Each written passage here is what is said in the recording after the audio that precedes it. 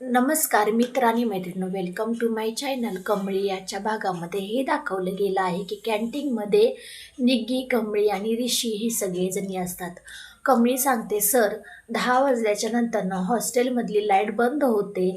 कमीत कमी 12 वाजेपर्यंत तरी चालू असायला पाहिजे होती आणि सगळ्या मुलींना त्याच्यामुळे अभ्यासासाठी खूप म्हणजे खूप प्रॉब्लेम येत आहे. ऋषी म्हणतो, हा नियम कधीपासून चालू झाला आहे काही माहीत नाही, पण मी कमळी काहीतरी करतोच असं काही म्हणल्यानंतर निग्गी म्हणते, सर तुम्ही तो लॅम्प दिला आहे त्याच्यामुळे कमळीला जराशी कुठे अभ्यासाला बरं पडत आहे, नाहीतर खूप अवघड झालं असतं. आणि ती पिंक्स आली ना तेव्हापासून तर खूप म्हणजे कोणीतरी असं वाटतंय काहीतरी हा नवीनच प्लॅन कोणीतरी आखला आहे. ऋषी म्हणतो, मी काहीतरी ह्याच्यावरती करतो. तोपर्यंत चहा वगैरे घेतल्यानंतर ना निग्गी आणि कमळी तिथून निघतात. ऋषी काहीतरी कमळीला बोलणार तोपर्यंत बंड्या येतो. निग्गी, कमळी, ऋषी सर तुम्हाला काय हवंय का? तोपर्यंत त्या दोघीजणी म्हणतात, नको बंड्या, आम्ही आता जातो, खूप वेळ झाला आहे, अभ्यासही करायचा आहे. ऋषी म्हणतो, अगं कमळी, एवढ्यात कुठे जात आहेस, जरा कॉफी घेऊया ना.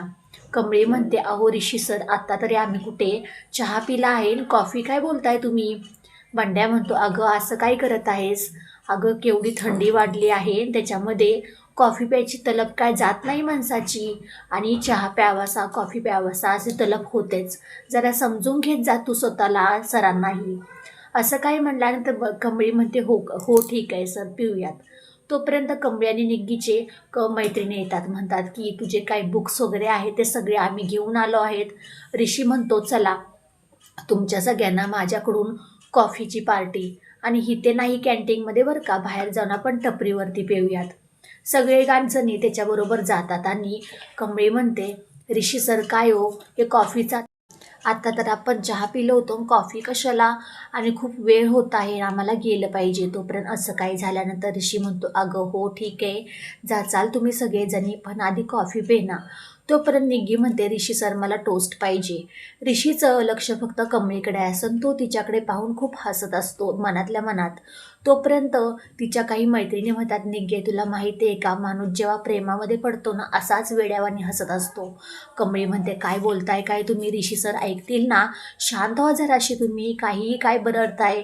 तोपर्यंत असं काही झाल्यानंतरनं ऋषी पटकन त्या एक लहानशा मुलाला बघतो, तो थंडीने खूप काकडत असतो आणि त्याच्यापाशी जवळ जातून त्याला जॅकेट देतो. तो मुलगा एकदम खुश आणि आनंदी होतो आणि त्याच्या पाठोपाठ त्या लहान मुलाच्या पाठोपाठ अजून 4 मुले येतात आणि म्हणतात, सर आम्हाला ही जॅकेट दे ना, खूप थंडी वाजत आहे. कमळी म्हणते, अरे बाळांनो, आमच्यापाशी आता सध्या पैसे नाही आहेत, आम्ही काहीतरी व्यवस्था झाल्यानंतरनं तुमच्यापाशी येऊच. तोपर्यंत सगळे काही झाल्यानंतरनं कमळी, ऋषी आणि निग्गी आणि हे सगळे असताना कमळी म्हणते, खरंच सर हाच स्वभाव तुमचा खूप मला आवडतो आणि ह्या स्वभावावरती मी तुमच्या फिदा आहे. असं काही बोलल्यानंतरनं निग्गी तर एकदम हादरतेच, म्हणते, कमळे काय बोलतेस काय तू? ऋषीही कमळीकडे पाहतच राहतो. खरं तर आत्ता कुठे प्रेमाला ह्यांच्या सुरुवात झालेली असते, पण नक्की ह्या दोघांनाही कळत नसतं की नक्की आपल्या मनामध्ये काय आहे, खास करून ऋषीच्या. आणि साहेबा तर सारखा ऋषीला सांगत असतो, अरे तुझ्या मनामध्ये कमळी आहे, तिला कधी तू प्रपोज करणार आहेस, भरपूर वेळा बोललेला असतो. परत हे सगळं झाल्यानंतर नाही ते राजनला त्या स्केच काढणाऱ्याचा फोन येतो. म्हणतो की साहेब तुमचा काही स्केच पूर्ण झाला आहे, फक्त फिनिशिंग बाकी आहे, उद्या घेऊन जा. तोपर्यंत राजन म्हणतो, हो ठीक आहे. राजन नकळत त्यांच्या तोंडातून बोलून जातो की रागिणीसमोर की माझ्या मोठ्या मुलीचा स्केच तयार झाला आहे, मी उद्या घेऊनच येतो. आणि तेव्हा कुठे सत्य समोर येईल की माझी मुलगी कोण आहे. पण अरे यार, मला त्या दिवशी ऑफिसमध्ये सुद्धा जायचं आहे, खूप मोठी इम्पॉर्टंट मीटिंग आहे. तो पण रागिनी म्हणते, अरे राजन असं काय करतोय, जे तो स्केचवाला आहे ना ज्याने अनिकाची स्केच काढली होती? राजन म्हणतो, हो तोच आहे.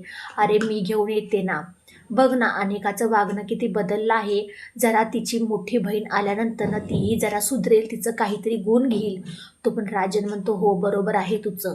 पण ही रागिनी खोटं त्याच्याकडून सगळं काही काढून घेते आणि राजनला फसवून त्या स्केचवाल्यापाशी अनिका म्हणजे कामिनी, रागिनी, अनिका ह्या तिघीजणी जातात. स्केचवाला म्हणतो, मी तुमच्यापाशी स्केच काही देऊ शकत नाही, राजन सरांच्या हातातच देतो.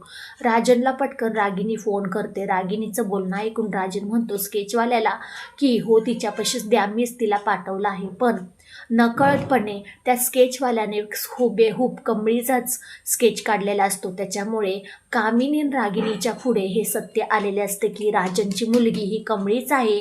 त्याच्यामुळे खूप मोठ्या सत्याचा उलगडा इथे कामिनीच्या समोर झालेला असतो. अखेरकार जे नको होतं व्हायला तेच झालेलं असतं. पण इथे नक्की काय ट्विस्ट येणार आहे. पण हे सगळं झाल्यानंतर त्या दोघीजणी हातामध्ये स्केच घेतात, पण व्यवस्थित काही बघत नाहीत, तसाच घेऊन घरी जातात. आणि तो स्केच घेऊन गेल्यानंतर नक्की अन्नपूर्णा राजांच्या पुढे आल्यानंतर नक्कीच काय होणार आहे. खूप मोठा धमाका होणार आहे, कारण की एवढ्या दिवसामध्ये हे जे सत्य लपून होतं ते अखेरकार सर्वांसमोर यायला काही वेळ नाही लागणार. व्हिडिओ शेवटपर्यंत पाहिल्याबद्दल खूप सारे मनापासून धन्यवाद. आवडल्यास लाईक, शेअर, सबस्क्राईब करायला अजिबात विसरू नका. भेटूया आपण पुढच्या व्हिडिओमध्ये. बाय बाय सगळ्यांना.